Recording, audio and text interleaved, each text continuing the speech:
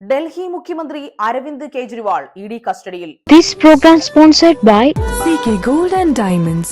മദ്യനയ അഴിമതി കേസിൽ ദില്ലി മുഖ്യമന്ത്രി അരവിന്ദ് കെജ്രിവാളിനെ അറസ്റ്റ് ചെയ്തതിനെ തുടർന്ന് തലസ്ഥാനത്ത് നാടകീയ രംഗങ്ങൾ അരങ്ങേറി.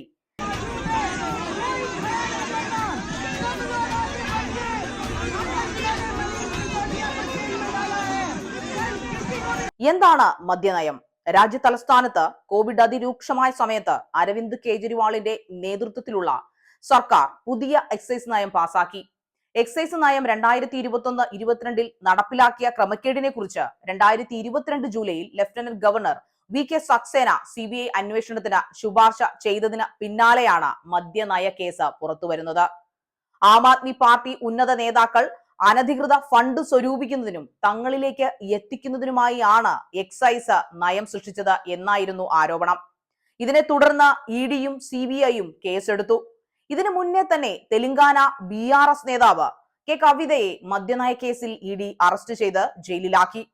ഡൽഹിയിലെ ആപ്പ് രാഷ്ട്രീയത്തിലെ രണ്ടാം മുഖമായ മനീഷ് സിസോദിയ മദ്യനയ കേസിൽ 14 മാസമായി ജയിലിലാണ്. അതേ കേസിൽ ആപ്പിന്റെ രാജ്യസഭാംഗം സഞ്ജയ് സിംഗ് 5 മാസമായി ജയിലഴിക്കുള്ളിലാണ്.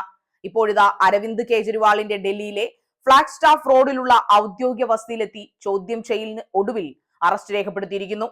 മദ്യനയ കേസുമായി ബന്ധപ്പെട്ട കള്ളപ്പണം വെളുപ്പിക്കൽ കേസിൽ 9 തവണ ഇഡി സമൻസ് നൽകിയെങ്കിലും ഹാജരാവാത്തതിനെ തുടർന്നായിരുന്നു നടപടി. ഉച്ചയ്ക്ക് ശേഷം ആരംഭിച്ച വാദത്തിൽ മണിക്കൂറുകളുടെ കാത്തിരിപ്പിനൊടുവിൽ രാത്രി 8:30 വന്ന വിധിയിൽ 6 ദിവസത്തെ കസ്റ്റഡിയിൽ വിട്ടുകൊണ്ടുള്ള ഉത്തരവ് ഡൽഹി റൌസ് അവന്യൂ കോടതി സ്പെഷ്യൽ ജഡ്ജി കാവേരി ബൗജ ഉത്തരവിറക്കി. സ്വതന്ത്ര ഇന്ത്യയിലെ ആദ്യത്തെ സിറ്റിംഗ് ചീഫ് മിനിസ്റ്ററുടെ അറസ്റ്റ്. ലോക്സഭാ തെരഞ്ഞെടുപ്പിന് ദിവസങ്ങൾ മാത്രം ബാക്കി നിൽക്കെയുണ്ടായ അറസ്റ്റ് രാജ്യം കണ്ട വ്യത്യസ്തമായ രാഷ്ട്രീയ പരീക്ഷണത്തിന്റെ ചരിത്രത്തിലും ദേശീയ രാഷ്ട്രീയത്തിലും മായാൻ എളുപ്പമല്ലാത്ത ദിവസമായി തീരുന്നു. News desk, news tomorrow.